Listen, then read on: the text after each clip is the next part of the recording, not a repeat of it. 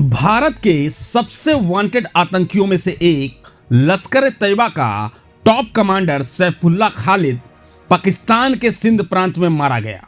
यह वही खतरनाक आतंकी था जिसने भारत में नागपुर आरएसएस मुख्यालय हमले से लेकर रामपुर सीआरपीएफ कैंप हमले तक कई बड़े आतंकी घटनाओं को अंजाम दिया था। सैफुल्लाह खालिद, जिसे रजुल्ला निजामनी के नाम से भी जाना जाता था, लश्कर तैयबा का एक प्रमुख ऑपरेटिव कमांडर था। वह नेपाल में बेस बनाकर भारत में आतंकी हमलों की साजिश रचता था। उसका मुख्य काम आतंकियों को ट्रेनिंग देना, उन्हें हथियार और फंडिंग मुहैया कराना था। भारतीय सुरक्षा एजेंसियां लंबे समय से उसे ढूंढ रही थी, लेकिन वह पाकिस्तान के सिंध प्रांत में छुपा हुआ था। रविवार को सिंध के मतली फलकारा चौक के पास अज्ञात हमलावरों ने उसे गोली मारकर हत्या कर दी। यह हत्या किसने की? क्या यह पाकिस्तानी एजेंसियों का इंटरनल क्लीनिंग ऑपरेशन था या फिर कोई और साजिश?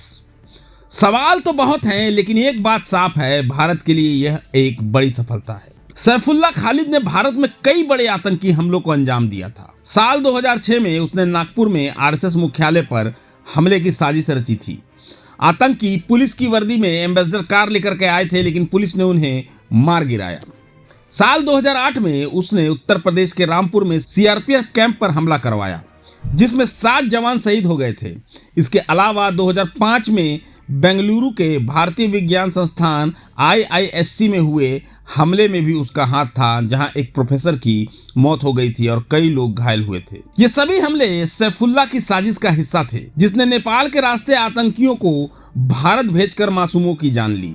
आज उसका अंत हो गया है, लेकिन क्या यह पाकिस्तान में आतंकवाद का अंत है या फिर यह सिर्फ एक आतंकी का सफाया? सैफुल्लाह की हत्या के बाद सवाल यह है कि क्या भारत अब और आतंकी ठिकानों को टारगेट करेगा? क्या पाकिस्तान में छुपे हुए दूसरे आतंकी नेताओं का भी यही हश्र होगा? भारतीय सुरक्षा एजेंसियां का कहना है कि वे लश्कर तैयबा और जैश ए मोहम्मद जैसे आतंकी संगठनों के खिलाफ ऑपरेशन जारी रखेंगे।